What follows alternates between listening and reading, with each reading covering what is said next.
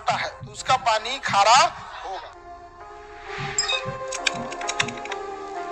महासागर का जितना भी जल होता है खारा होता है, हम उसे पी नहीं सकते। अगर पिएंगे तो फिर हमारे शरीर में बीमारी आने लगेगी, डिहाइड्रेशन होने लगेगा, वो पानी जल्दी देर तक रहता नहीं है शरीर में, वो खारा पानी होता है। दूसरा, उसमें ज्यादा देर तक रहेंगे तो चमड़वा छोड़ा देता है अपना, बहुत ज्यादा उसका पानी क्या होता है, खारा होता है।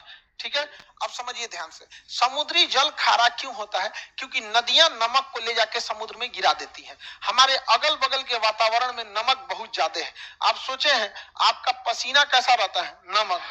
अभी पसीना जाता कहाँ है? जब तक नहाते नहीं है तब तक कहीं नहीं जाता है।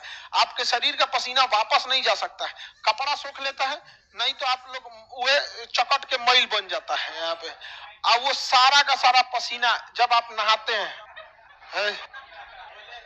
हाँ जी जगमोहन, बेचारा जगमोहन को कह रहा है कि जगमोहन का पसीना महकता है। जगमोहन प्रिय विद्यार्थी है मेरा, समझ में आ गया कि नहीं आ गया? जगमोहन एकदम प्रिय विद्यार्थी है। अब ध्यान से समझिए, हमारा पसीना कैसा, नमकीन।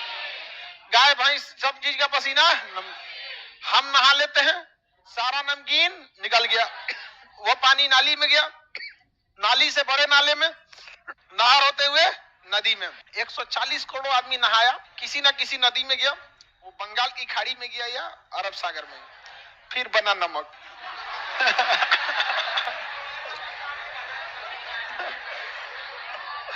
वो नमक कहाँ है?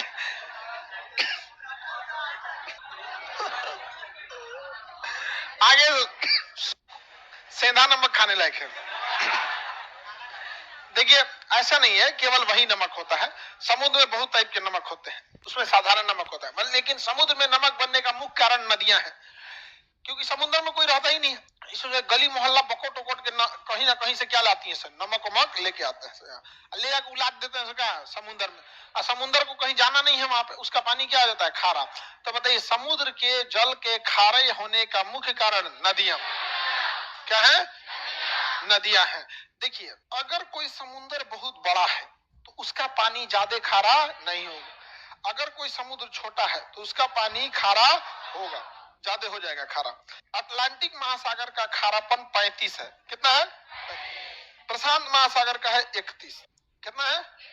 30 है, कितना है? ना 31, कितना है? 31। हिंद महासागर का इस तो नहीं, इसका 36 है। हिंद महासागर का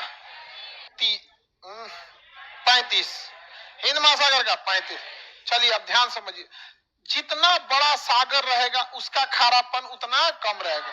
इसका परसेंटेज ऐसा साइन होता है, 2 को लगा दिया जाता है खारेपन का। तो बताइए, प्रशांत महासागर का खारापन 31, अटलांटिक का 36, हिंद महासागर का 35, हिंद महासागर का सबसे खारा महासागर प्रशांत महासागर, सॉरी अटलांटिक महासागर, सबसे ज्यादा खारा अटलांटिक है। जिसका रीजन समझिए आप खुद से, इधर से भी नदियां इधर गिर रही हैं, इधर की भी नदियां इधर गिर रही हैं, इस साइड की नदी इधर, इस साइड की नदी इधर, चारों ओर से उलाट दिया इसी में ले आके, इसका पानी क्या हो गया, खारा। हिंद महासागर का खारापन 35। देखिए, ये सारा नदी जितना इधर से आ रहा है ना, सब इसको क्या बना देगा, खारा बना देता है। प्रशांत महासागर इतना बड़ा है कि कितनों खारा कीजिएगा वो पंचुचुरे लगता है, क्योंकि सबसे बड़ा महासागर है। तो महासागरों में सबसे कम लवणता, सबसे ज्यादा लवणता